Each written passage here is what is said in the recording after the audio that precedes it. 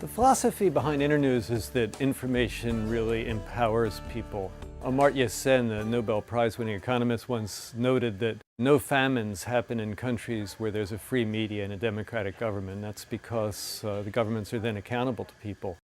Information is something that allows people to take part in their communities and be free citizens. And it's no accident that dictatorships depend on suppressing a free media. Because when people have good information, I think our basic philosophy is that when people have good information, they generally make good decisions. There is what I call information poverty in the world. There's large parts of the world that lack access to quality information or are getting bad information, manipulated propaganda in places like North Korea and other closed societies. What Internews tries to do is to bring light to those places of darkness. And we do this not by delivering information or messages. What we try to do is the equivalent of teaching people how to fish instead of giving them fish, giving them a fishing rod. We are trying to develop the capacity of local media organizations, radio stations in Afghanistan or in refugee camps in Darfur or places like that. We are trying to build up the capacity of those media stations to deliver the best possible information to the people in their communities.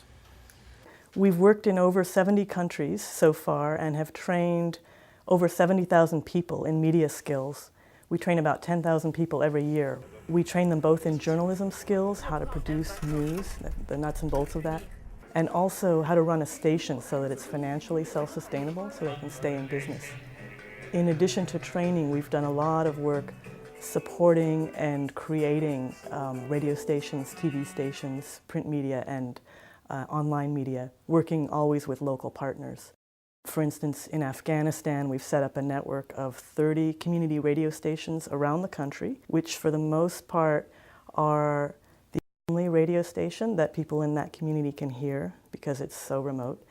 And we also work on improving the media sector as a whole. So we have helped set up journalist associations. So journalists in a country can band together, work for industry reform, and improve the professional level of their profession in the country. We also help them set up a code of ethics for the journalists to abide by. And we've also helped set up broadcast networks in countries so that different radio stations can band together, TV stations can band together, share programming, share ad sales. It helps strengthen them as an industry, and it also helps them to stay in business financially because they've got more programming on the air and more income coming in. It's been an amazing ride. I've been here almost 20 years, and it has changed completely several times over in that time and grown tremendously. We started out in our first phase of existence really working on the US-Soviet relationship. This is during the Cold War, during the 80s. Ronald Reagan had called the Soviet Union the evil empire. There was very little communication between regular Americans and regular Soviets. I personally got involved with Internews and with media at a time when there was a great threat of a nuclear war between the United States and the Soviet Union. And we were on this kind of hair-trigger position where we could have annihilated each other, and I wanted to do something about that. And I think that media offered a way both to bridge the divide between Soviets and Americans. We didn't know each other very well. And then somebody came up with the idea, actually a Russian named Joseph Goldin, that we could use satellite television technology to link audiences in America and the Soviet Union. That was a radical concept at the time. Steve Wozniak, one of the people who started Apple Computer, put on a big rock concert in San Bernardino. It was to be like Woodstock. And we convinced Steve Wozniak to try an experiment, to take a huge video screen and connect an audience in Moscow with these 300,000 people who had come to the rock concert. And it was a great experiment. We tried it and it worked. There was a bunch of people in Moscow who were dancing to the music that was being played in San Bernardino. And then the people in San Bernardino danced to a Russian group called Arsenal who were playing in Moscow. And that was the beginning of what we call these space bridges. And these were live, uncensored broadcasts linking audiences in the Soviet Union and the United States. And so that technology really got us to begin to see the power of communications technologies.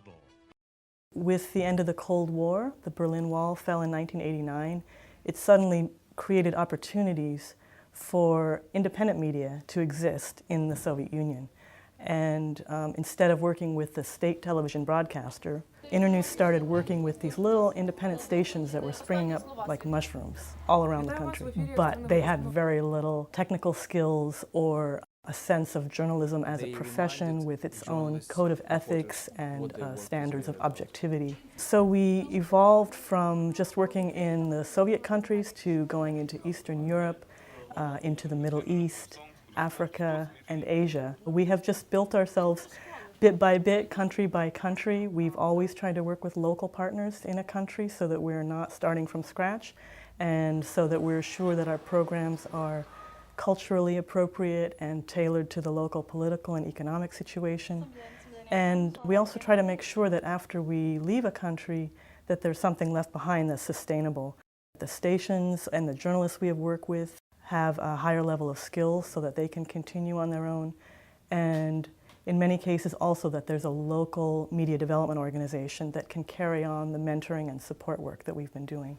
So information plays an absolutely critical role in solving every problem that humanity faces, which is quite a challenge for us because we could go into almost any field possible, and we have to limit ourselves to what we consider to be the primary problems, which for us has been, the environment, health, poverty, and conflict and war. One of the most difficult projects that we've attempted to do is to set up 3 radio stations along the border in Darfur, where refugees are coming out of Darfur and living in Chad. Internews in Chad is, we have 3 radio stations. One in Abéché, one here in Iriba, and one down there in Gazbeda. One of the great problems there has been violence against women. As women go out to collect firewood or water, they face rape, they face the violence from the various militias that are there, and in many ways, women are suffering the brunt of the calamity in Darfur. And our radio station is beginning to educate women about what they can do to protect themselves from that kind of violence. These community stations are entirely staffed by local Chadians and Sudanese journalists whom we train and mentor. The news and information that they provide is very specific to the needs in those camps. There's a program called She Speaks, She Listens, which is focused on women's issues, and especially on gender-based violence, on child marriage, on prenatal care, on domestic violence, on issues that are really of life-saving import to the women in the camps. It's the most difficult project we've undertaken just because Chad is like one of the hardest places in the world to get to. And it's a place of terrible suffering. And, hundreds of thousands of people have died, millions have been displaced from their homes. When there was recently fighting in Abéché, and then again in the capital of Chad, you can just imagine the terror that would happen in these refugee camps if they had no information about what was going on.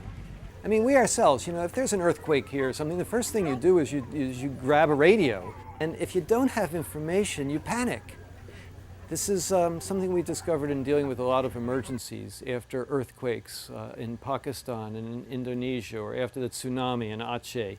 We were able quickly to get on emergency radio broadcasts that could tell people where they could go for help, what they should do, what was happening.